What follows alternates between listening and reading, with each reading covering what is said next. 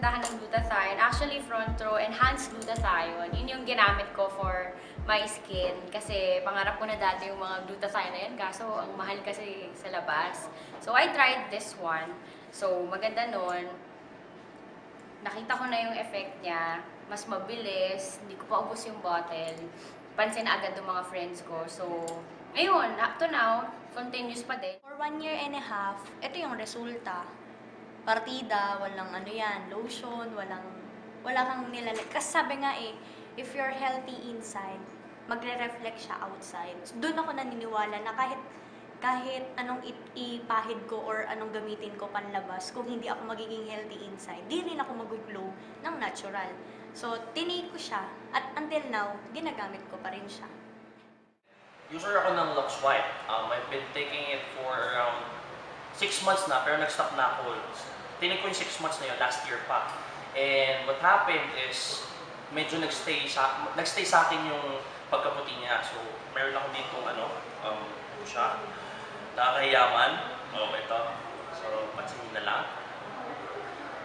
So, yun siya. Yung Lux White kasi natin, it has vitamin C na. So, ang ginawa ko na lang, nag-take ako ng another grape seed para mas mag-effect siya sa akin. Diba? So, actually 5 days ko pala siyang ginagamit. Pero still, tingnan nyo naman yung, diba? So, tingnan nyo naman. So, ganito po yung effect niya. Kapag ino-overdose nyo siya, so depende pa rin naman sa inyo sa paggamit nyo. Diba? So, Halos everyday, yun yung inom ako ng alak. So, nung tinake ko siya, totoo siya, it's liver cleanser. So, bago ako pumuti, nilinis niya muna talaga yung organs ko sa katawan. At the same time, di ba, yun, kitang-kita naman, nakakawala din siya ng pimples. Kasi nung nag-aaral ako, pinipimple ako kasi sobrang stress.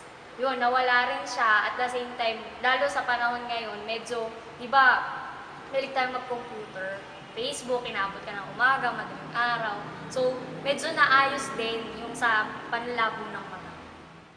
So every time, every now and then, pag may hangover, yun, I take it para talaga the next day, nakakapag-work ako ng maayos, kahit maaga ako gumising, kahit late na ako umuwi kagabihan, pero kaya akong gumising ng mas maaga nang wala akong hangover or walang, kumbaga, ang linis-linis ng pakiramdam ko.